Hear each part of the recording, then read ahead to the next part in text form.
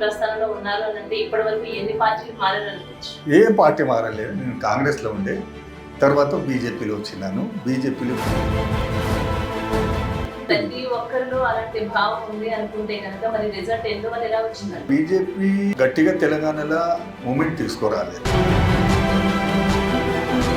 ప్రత్యేకంగా మీరు ఎలాంటి కార్యక్రమాలు చేశారు?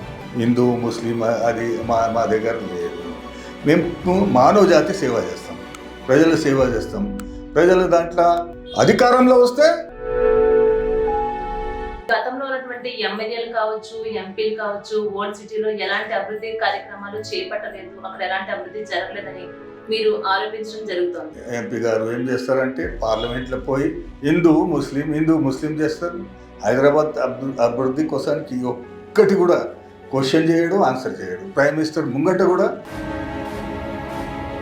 బండి సంజయ్ను పక్కకు పెట్టడంతో బీజేపీ బండి స్లో అయిందంటారు. ఆ పరిస్థితి ఏముండే వాళ్ళకి తెలుసు, ఎందుకు తీసిండో ఎందుకు చేసిండో.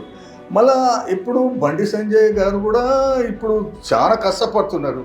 ఆయన కూడా హైదరాబాద్ తిరిగి ఇప్పుడు బీజేపీలో ఎక్కువగా కొట్లాట్లు ఎందుకు జరుగుతున్నాయి తెలంగాణలో? ఈ కొట్లాట్లు జరగడం వల్లనే ఇక్కడ సక్సెస్ కాలేదు తెలంగాణలో అంటున్నారు. దీనిపై మీరేమంటారు? కొట్లాటలు అయితే ఏం లేదు. ప్రజలలో, యూత్లా, లేడీస్లా, అన్ని కులాలలో కూడా ఇప్పుడు ముస్లిమ్స్ కూడా బీజేపీ. మోడీ ఖచ్చితంగా మళ్ళీ ప్రధాని అవుతారంటారు. అయితే compulsory Modiji world wise leader ఉన్నారు, వాళ్ళ పెద్ద పేరు అయినది. కంపల్సరీ ప్రధానమంత్రి ఉన్నాడు, ఉంటాడు, చేస్తాడు, దేశానికి మంచి. హైదరాబాద్ లో అంటే ఎంపీ టికెట్ అమర్ సింగ్ వస్తుందని మీరు అనుకుంటున్నారు? పార్టీ ఎవరికి ఇస్తే నేను సమ్మానం చేసి ఒక కార్యకర్త లెక్క పని చేస్తాను. నాకు ఇస్తే నేను చాలా గట్టిగా పోటీ చేస్తాను.